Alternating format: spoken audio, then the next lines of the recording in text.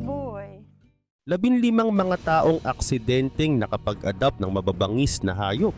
May mga pagkakataon na ang ilang tao ay aksidenteng nakakapag-adapt ng mga hayop na sa unay akala nila ay mabait ito o isang pangkaraniwang hayop lamang. Ngunit habang lumalaki ito ay unti-unti nilang natutuklasan na ang hayop na ito pala ay masyadong mabangis at delikado. Kaya naman ang ganitong mga hayop ay maaaring magdulot ng mga hindi inaasahang problema dahil ang pag-aalaga ng isang mabangis na hayop ay nangangailangan ng malalim na pag-unawa at isang espesyal na kaalaman. Kung kaya't sa video na ito, ating kikilalanin ang mga taong napahamak dahil aksidente silang nakapag-adapt ng mababangis na hayop. Kaya naman simulan na natin. Number 1. Travis the Chimpanzee adopted by Sandra Herold. Si Travis na isang chimpanzee ay isang kilalang kaso ng isang wild animal na pinalaki sa isang human household na nauwi sa trahedya. Si Travis ay inampon ni Sandra Herold at kanyang asawa noong 1995, ilang araw pa lang matapos itong isilang. Pinalaki siya sa bahay tulad ng isang tao na nagsusuot ng damit, kumakain sa hapagkainan at nanonood pa ng TV. Si Travis ay naging sikat sa kanilang komunidad dahil madalas siyang sumama kay Sandra sa mga lakad at lumabas din sa ilang TV commercials. Bagamat itinuring siyang bahagi ng pamilya, ang likas na ugali ng isang chimpanzee ay hindi nawawala. Noong February 16, 2009, isang trahedya ang naganap nang bigla niyang inatake ang matalik na kaibigan ni Sandra na si Charla Nash na nagtamo ng matinding pinsala sa muka. Sinubukan ni Sandra na pigilan si Travis pero hindi ito tumigil hanggang sa kinailangan ng mga pulis na barilin siya. Ang insidente ay naging dahilan ng panghabambuhay na pagbabago sa buhay ni Charla at nagbunsod ng mas mahigpit na batas ukol sa pagmamay-ari ng exotic animals tulad ng chimpanzees. Ang kwento ni Travis ay nagpapaalala sa panganib ng pag-aalaga ng mga wild animals bilang pets kahit gaano pa sila kalapit sa mga tao. Si Sandra na nawasak ang buhay dahil sa trahedya ay pumanaw 1 taon pagkatapos ng insidente, habang si Charla ay patuloy na dumaan sa mahirap na recovery. Number 2. Roxy Dankworth who adopted Moyo the elephant. Si Roxy Dankworth na isang wildlife conservationist at founder ng Wild is Life sa Zimbabwe ay nag-adopt ng isang baby elephant na pinangalanang Moyo matapos itong matagpuang inabandona malapit sa Lake Kariba. Si Moyo na ilang araw pa lang ang edad noon ay naligaw mula sa kanyang herd at muntik nang malunod sa ilog. Nang matagpuan siya, mahina at malnourished siya. Pero sa tulong ni Roxy, dinala siya sa sanctuary para magpagaling. Sa unang mga buwan, si Moyo ay sobrang dependent kay Roxy na sinusundan siya saan man magpunta at minsan pa'y sumusubok umakyat sa kama ni Roxy para maghanap ng comfort. Lumaki si Moyo sa ilalim ng pangangalaga ni Roxy at nagkaroon ng malalim na bond sa kanya at sa ibang mga caregivers ng sanctuary. Tulad ng maraming elepante, si Moyo ay matalino at curious. Minsang pumapasok sa kusina para maghanap ng pagkain, pati na sa mga drawer at cabinet. Ngayon si Moyo ay patuloy na namumuhay sa sanctuary, tinutulungan na maging mas independent at handang muling bumalik sa wild balang araw. Bagamat may malalim na ugnayan sila ni Roxy, ang goal ay eventually makasama si Moyo sa ibang mga elepante at bumalik sa natural na habitat nito. Si Roxy naman ay patuloy sa kanyang misyon ng pagligtas at pag-aalaga sa mga wildlife at ang kanilang kwento ni Moyo ay patunay ng pagmamahal at dedikasyon sa kalikasan at mga hayop. Number 3. Alexander and Maria Dmitriev adopted a puma. Si Alexander at Maria Dmitriev ay isang mag-asawang Russian na sumikat dahil sa pag-ampun nila sa isang puma na pinangalanan nilang Messi. Noong 2016, nakita nila si Messi sa isang zoo sa Penza, Russia at agad na nahulog ang kanilang loob sa kanya. Si Messi ay ipinanganak na may mahinang kalusugan at dahil dito, hindi siya itinuturing na sapat na malakas upang mabuhay sa wild o manatili sa zoo. Dahil dito, nagdesisyon ang mag-asawa na alagaan siya. Kahit na isang wild animal si Messi, itinuring siya ni Alexander at Maria na parang isang domestic pet. Itinuro nila kay Messi ang mga basic commands at ginawang bahagi ng kanilang buhay ang pag-aalaga sa kanya. Sa kabila ng mga pagsubok, kasama na ang mga kritisismong natanggap nila mula sa mga animal experts, patuloy silang nagbahagi ng kanilang kwento sa social media kung saan naging viral si Messi. Sa kasalukuyan, patuloy ang kanilang masayang buhay kasama ang kanilang kakaibang alaga na ngayon ay isang sikat na personalidad sa YouTube at Instagram. Si Messi ay naging simbolo ng pagmamahal ng tao sa hayop kahit pa ito ay isang wild animal. Number 4. Hein and Kim Schumann adopted cheetah cubs. Si Hein at Kim Schumann ay isang mag-asawang wildlife conservationist na kilala dahil sa kanilang pag-ampon ng cheetah cubs. Nagsimula ang kanilang journey nang sila'y magtrabaho sa isang wildlife sanctuary sa South Africa kung saan kinupkop nila ang mga na-rescue na cheetah cubs mula sa illegal poaching at pagkawala ng tirahan. Dahil sa kanilang karanasan, pinayagan sila ng mga autoridad na mag-alaga ng mga cubs upang masiguro ang kanilang kaligtasan at ma-rehabilitate. Sa kanilang tahanan kasama ng mga cheetah ang kanilang dalawang anak na sina Milan na 3 years old at Kyla na 1 year old naman. Gayunpaman kahit nakasama nila ang mga ito ay may normal na pamumuhay ang mga bata kasama ang mga cheetah at binigyan ng mag-asawa ng espesyal na atensyon ang mga cubs sa pamamagitan ng pagbibigay ng tamang nutrisyon, regular na check-ups at training upang matulungan ang mga hayop na makapag-develop ng natural instincts para sa kanilang pagbabalik sa wild. Bagamat may limitadong interaksyon ng cubs sa mga tao, sinigurado ni Hein at Kim na ang mga ito ay magpapanatili ng kanilang wild behavior. Patuloy rin silang nagbabahagi ng kanilang karanasan sa social media, naglalayong itaas ang awareness tungkol sa endangered status ng cheetah. Sa kasalukuyan, aktibo pa rin sila sa wildlife conservation efforts at patuloy na nagbibigay ng inspirasyon sa iba na tumulong sa pangangalaga sa mga hayop na endangered na. Number 5. Ming the Tiger adopted by Antoine Yates. Si Antoine Yates ay sumikat noong 2003 matapos masangkot sa kontrobersya dahil sa pag-aalaga ng isang Bengal tiger na pinangalanan niyang Ming sa kanyang apartment sa Harlem, New York. Si Ming ay nakuha niya mula sa isang breeder nung ito ay 3 buwang gulang pa lang at pinalaki niya sa isang urban setting na hindi angkop para sa isang wild animal. Habang lumalaki si Ming ay umabot siya ng higit sa 400 pounds at naging mas delikado ang sitwasyon. Kahit pa ipinagmamalaki ni Yates ang kanilang relasyon, napakahirap ng kanilang buhay dahil hindi madaling alagaan ng isang tiger sa isang maliit na apartment. Samantala, noong 2003, nasugatan si Yates dahil sa pagkagat ni Ming at mula rito ay natuklasan ng mga autoridad ang presensya ng tigre. Kinailangang gamitin ng mga autoridad ang mga tranquilizer upang ligtas na mailabas si Ming mula sa gusali at siya ay dinala sa isang animal sanctuary sa Ohio kung saan siya ngayon ay mas maayos na inaalagaan. Si Yates ay naharap sa mga legal na kaso dahil sa reckless endangerment, ngunit patuloy niyang ipinahayag ang kanyang pagmamahal sa mga hayop lalo na kay Ming. Ang kwento nila ay nagsilbing babala sa mga panganib ng pag-aalaga ng wild animals sa isang hindi angkop na kapaligiran.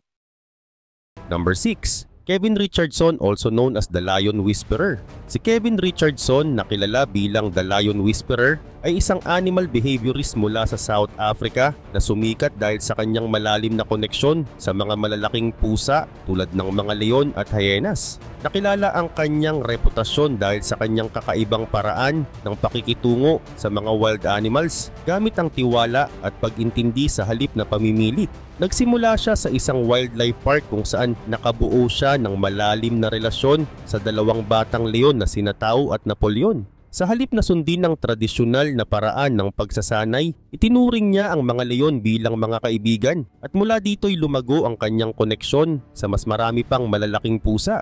Dahil dito, itinatag ni Kevin ang kanyang wildlife sanctuary sa South Africa kung saan inaalagaan niya ang mga rescued lions at ibang endangered species na hindi na maaaring ibalik sa wild. Sa pamamagitan ng kanyang sanctuary, pinapakita niya ang pangangailangan para sa konserbasyon at inilalaban niya ang laban kontra sa mga canned hunting at lion farming. Samantala, patuloy niyang ginagamit ang social media at mga dokumentaryo upang itaas ang kamalayan tungkol sa kalagayan ng mga malalaking pusa. Bagamat ang kanyang relasyon sa mga hayop ay kakaiba, sinisigurado niyang ligtas at inaalagaan ng mga ito sa tamang paraan. Pinapakita na kahit ang mga wild animals ay may kakayahang makaramdam ng tiwala at respeto. Number 7. Sandra Piovesan, who adopted wolves. Si Sandra Piovesan ay isang babae mula Pennsylvania na nag-adopt ng mga wolves at namuhay kasama nila sa loob ng maraming taon. Naniniwala siyang may espiritual na ugnayan siya sa mga wolves kaya't nagdesisyon siyang alagaan ang mga ito sa kanyang property. Aabot sa 6 hanggang 8 wolves ang kasama niya at tinuring niya silang parang pamilya. Subalit ang pag-aalaga ng wolves ay hindi madaling bagay dahil ang mga ito ay ligaw na hayop na may matinding agresyon at teritorial na ugali. Bagamat nasa panganib ang buhay ni Sandra ay sinisikap niyang madomesticate ang mga wolves ngunit nangangailangan ito ng malawak na espasyo. Gayunpaman noong 2012 natagpuan siyang patay sa kanyang bakuran at ayon sa mga investigasyon siya ay inatake ng kanyang sariling mga alaga. Dahil dito nagbigay ng babala ang mga wildlife experts tungkol sa panganib ng pag-aalaga ng mga wild animal sa bahay. Ang mga wolves ay may natural na pangangailangan na hindi natutugunan sa isang domestikadong setting at ang kanilang unpredictable na mga pag-uugali ay maaaring magdulot ng panganib. Sa kasalukuyan, mas pinahihigpitan ng mga batas sa pag-aalaga ng wolves bilang pets at mas hinihikayat ang mga tao na suportahan ng wildlife conservation kaysa subukang i-domesticate ang mga wild animal. Ang trahedya ni Sandra ay nagsisilbing aral sa iba. Number 8. Hippo adopted by Marius Els. Si Marius Els na isang South African farmer ay nag-adopt ng isang hippo na pinangalanan niyang Humphrey na iniwan ng ina noong ito'y sanggol pa. Naging malapit si Els kay Humphrey at tinuring niya itong parang anak at ipinagmalaki ang kanilang kakaibang relasyon. Sa kanilang farm, madalas makita si Els na nakasakay sa likod ng hippo at naniniwalang ligtas itong alagaan. Ngunit sa kabila ng mga babala ng mga eksperto tungkol sa panganib ng pag-aalaga ng wild animals, nanatili ang tiwala ni Els sa kanyang alaga. Ang mga hippo ay kilala sa kanilang teritorial na ugali at agresibong likas kahit sila ay herbivores. Sa kabila ng pagiging malapit nila, isang trahedya ang nangyari noong 2011 nang natagpo ang patay si Els sa isang ilog sa kanyang farm matapos atakihin ni Humphrey. Ang insidenteng ito ay nagpaalala na ang mga wild animal tulad ng hippo ay nananatiling delikado kahit pinalaki sa isang domestic setting. Ang kwentong ito ay nagbibigay ng babala tungkol sa panganib ng pagtatangkang gawing alagang hayop ang mga hayop na may likas na agresyon at mas mainam na suportahan ang wildlife conservation efforts upang hayaan ang mga hayop na mabuhay sa kanilang natural na tirahan imbes na subukang i-domesticate sila. Number 9. Casey Anderson and Brutus adopted a bear. Si Casey Anderson na isang wildlife naturalist mula Montana ay nag-adopt ng isang grizzly bear na pinangalanang Brutus noong 2002 matapos itong iwan ng ina sa isang wildlife park. Tinrato ni Anderson si Brutus hindi bilang ordinaryong alaga kundi bilang kasamahan sa kanyang misyon sa wildlife conservation.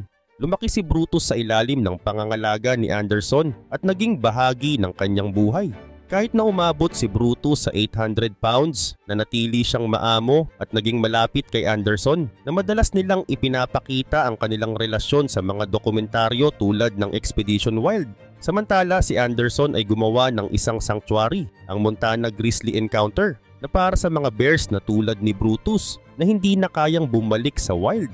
Ginamit ni Anderson si Brutus bilang simbolo ng edukasyon sa publiko tungkol sa tamang pangangalaga at respeto sa mga grizzly bear. Sa kabila ng kanilang relasyon, naiintindihan ni Anderson na ang mga grizzly bear ay ligaw na hayop at kaya't lagi niyang isinasaalang-alang ang kanilang likas na pag-uugali. Ang kanilang kwento ay nagsilbing inspirasyon para sa maraming tao na maunawaan ang halaga ng wildlife conservation at ang tamang paraan ng pakikitungo sa mga wild animal tulad ni Brutus na kailangang tratuhin ng may pag-iingat at respeto sa kanilang natural na instincts. Number 10. Jaren Hare and Charles Darnell adopted a python. Si Jaren Hare at Charles Darnell ay nag-adopt ng isang Burmese python na pinangalanang Gypsy na isang ahas na kilala sa laki at lakas nito. Samantala may haba ito na umabot na ng 8 feet, si Gypsy ay itinuturing nilang pet ngunit hindi sapat ang kaligtasan ng kulungan nito. Dahil dito noong July 1, 2009, isang trahedya ang naganap nang makatakas ang ahas mula sa kulungan nito at umatake sa 2 taon na gulang na anak ni Jaren na si Shayuna Hare na natagpuang patay matapos masakal at kagatin ng ahas. Sa kabila ng mga pagsisikap na alisin ng ahas, huli na ang lahat. Ang insidente ay nagdulot ng pagkakulong kina Jaren at Charles noong 2011 na nahatulan ng 12 years sa kasong manslaughter at child neglect. dahil sa kapabayaan sa pag-aalaga ng ganitong delikadong hayop. Ang Burmese python ay isang malaki at makapangyarihang ahas na karaniwang matatagpuan sa Southeast Asia na kilala sa kanilang kakayahang magpatumba ng malalaking hayop. Ang kaso ni Jaren at Charles ay nagbigay ng babala sa publiko tungkol sa peligro ng pag-aalaga ng mga exotic pets tulad ng python na, bagamat hindi venomous, ay may likas na lakas at instinct na maaring magdulot ng panganib. Dahil dito naging mas mahigpit ang mga regulasyon sa pag-aalaga ng mga malalaking ahas upang maiwasan ang mga ganitong trahedya. Number 11. Mary Thorne adopted an alligator. Si Mary Thorne na mula sa Lakeland, Florida ay nag-adopt ng isang alligator na pinangalanan niyang Rambo. Nakuha ni Mary si Rambo mula sa isang rescue situation kung saan ang alligator kasama ang iba pa ay itinago sa isang masikip na espasyo na hindi angkop sa kanilang kalusugan. Dahil dito si Rambo ay naging sensitibo sa araw at hindi na kayang bumalik sa wild. Sa kabila ng laki ni Rambo na umabot na sa 6 feet, naging maamo ito kay Mary at madalas nilang pinupuntahan ang mga charity at educational events. Habang suot ni Rambo ang damit at helmet, ay ginagamit siya ni Mary para turuan ang publiko tungkol sa tamang pakikitungo sa wildlife. Noong 2016, naharap sila sa legal na issue dahil ayon sa batas ng Florida, ang mga alligator na higit sa 4 feet ang haba ay dapat may malaking espasyo. Nakipaglaban si Mary upang mapanatili si Rambo sa kanya na may espesyal na kalagayan at hindi kayang mabuhay sa wild. Sa huli, pinayagan silang magkasama sa ilalim ng mas istriktong kondisyon. Si Rambo, na isang American alligator, ay naging simbolo ng edukasyon sa wildlife conservation at patuloy silang magkasama ni Mary na nagpapakita ng tamang respeto at pag-iingat sa pag-aalaga ng mga ligaw na hayop tulad niya. Number 12. Gerald Rushton adopted an elk. Si Gerald Rushton ay isang tao na kilala sa kanyang kakaibang pagmamahal sa wildlife, lalo na nang siya ay nag-adopt ng isang elk na isang malaking uri ng usa na matatagpuan sa North America. Hindi pangkaraniwan ang pag-aalaga ng isang hayop na tulad nito dahil ang mga elk ay ligaw at malalaki na nangangailangan ng malawak na espasyo para makagalaw ng malaya. Sa kabila nito, si Rushton ay nagpakita ng dedikasyon sa pangangalaga sa kanyang elk na nagpapakita ng matinding malasakit niya sa kalikasan. Gayunpaman, ang elk ay herbivorous o kumakain lamang ng halaman at kilala rin sa kanilang malalaking sungay, lalo na sa mga lalaking elk. Sa kanyang pag-aalaga, sinigurado ni Rushton na may sapat na pagkain at malawak na lugar ang kanyang elk upang maibigay ang mga natural na pangangailangan nito. Mahalaga ring tandaan na ang ganitong uri ng adoption ay hindi basta-basta. Kailangan ng espesyal na permit mula sa gobyerno para maging legal ang pag-aalaga ng wild animal tulad ng elk. Si Rushton ay maaaring nakatanggap ng permiso upang masigurong ligtas ang hayop at ang komunidad. Sa kasalukuyan, posibleng nagpapatuloy si Rushton sa kanyang advokasya sa pangangalaga ng wildlife na nagbibigay inspirasyon sa ibang tao tungkol sa tamang paraan ng pakikitungo sa mga wild animal at ang kahalagahan ng proteksyon sa kalikasan. Number 13. Mac White who adopted a badger. Si Mac White ay naging kilala matapos niyang ampunin ang isang badger na isang wild animal na bihirang gawing alaga. Ang badger na kilala sa kanilang makakapal na katawan at malalakas na paa ay karaniwang solitary at agresibo kapag nakakaramdam ng panganib. Bagamat hindi malinaw kung paano niya na-adopt ang badger, na maaaring ito ay isang rescue mula sa wild o isang hayop na kinuha mula sa Wildlife Rehabilitation Center. Ang badger ay omnivorous, nangangahulugang kumakain ito ng insekto, prutas at maliliit na hayop. Dahil sa pagiging teritorial nito, kinakailangang bigyan ni White ng malaking espasyo ang kanyang alaga upang makapaghukay at magawa ang kanilang natural na behavior. Ang buhay ni Mac kasama ang badger ay tiyak na puno ng hamon dahil hindi tulad ng karaniwang alaga, ang badger ay may specific na pangangailangan tulad ng malaking espasyo, pagkain at tamang veterinary care. Kailangan din ni White ng special permit dahil ang badger ay itinuturing na ligaw na hayop at hindi madaling alagaan ng walang tamang kaalaman. Ngayon, patuloy si White sa pangangalaga sa kanyang badger at siya ay nagbibigay inspirasyon sa mga tao tungkol sa tamang pangangalaga sa wildlife. Ang kanilang kwento ay nagpapakita ng isang kakaibang relasyon sa pagitan ng tao at hayop at kung paano maipapakita ang malasakit sa mga ligaw na nilalang. Number 14. Emma who adopted a moose. Si Emma ay kilala sa kanyang kakaibang kwento ng pag-aampon ng isang moose. na isang ligaw at malaking hayop na hindi karaniwang inaalagaan bilang alaga o pet. Ang moose na may malalaking katawan at sungay lalo na sa mga lalaki ay karaniwang naninirahan sa mga malamig na lugar gaya ng North America. Bagamat hindi malinaw kung paano napunta kay Emma ang moose, ito ay iniisip na isang rescue mula sa isang sugatan na hayop o isang batang moose na naiwan ng ina nito. Ang moose ay herbivorous na nangangahulugang kumakain sila ng mga halaman, damo at aquatic plants tulad ng lilies. Dahil sa laki ng moose, nangangailangan ito ng malawak na espasyo at malaking dami ng pagkain, kaya't isang malaking responsibilidad ang pag-aalaga nito. Sa kabila ng mga hamon, nagawa ni Emma na mabigyan ng maayos na tahanan ng kanyang moose kung saan binibigyan niya ito ng tamang nutrisyon at kapaligiran na parang nasa natural na habitat pa rin ng hayop. Sa araw-araw binabantayan ni Emma ang kalusugan ng kanyang moose at tinitiyak na may sapat itong espasyo para makagalaw ng malaya, pati na rin ang pagkakaroon ng mga aquatic plants na natural na kinakain ng mga moose sa wild. Sa kasalukuyan, patuloy si Emma sa kanyang misyon na pangalagaan ng moose at nagsisilbing inspirasyon sa iba tungkol sa tamang pangangalaga sa mga ligaw na hayop. Ang kanilang relasyon ay nagpapakita ng malalim na koneksyon ng tao sa kalikasan, kahit sa mga hayop na tulad ng moose na karaniwang hindi natin nakikita bilang alagang hayop. Number 15. Ronnie and Sharon Bridges adopted a bison. Si Ronnie at Sharon Bridges ay mag-asawa na kilala sa kanilang kakaibang kwento ng pag-aampon kay Wild Thing na isang malaking bison na pinalaki nila mula sa pagkabata. Si Wild Thing ay ipinanganak sa kanilang farm sa Texas at imbes na ibenta o gamitin sa ibang layunin, nagpasya silang alagaan ito bilang bahagi ng pamilya. Ang bison o buffalo sa North America ay isang malaki at mabigat na hayop na maaaring umabot sa 2,000 pounds at may taas na 6 feet. Kilala sila sa kanilang malalakas na katawan at minsang pagiging agresibo, kaya't kakaiba ang relasyon ng mag-asawa kay Wild Thing na tila mas kalmado kapag kasama nila. May sariling air-conditioned barn si Wild Thing at malawak na espasyo para makagalaw. Sa kabila ng mga hamon, napapanatili ni Ronnie at Sharon ang magandang relasyon sa kanilang bison. Samantala, mahalaga rin ang tamang legal permits para sa pag-aalaga ng isang hayop na ganito kalaki at sinigurado ng mag-asawa na nasunod nila ang lahat ng requirements. Ngayon si Wild Thing ay nasa mabuting kalagayan at ang kanilang kwento ay nagbibigay inspirasyon sa marami tungkol sa kakaibang relasyon sa mga ligaw na hayop.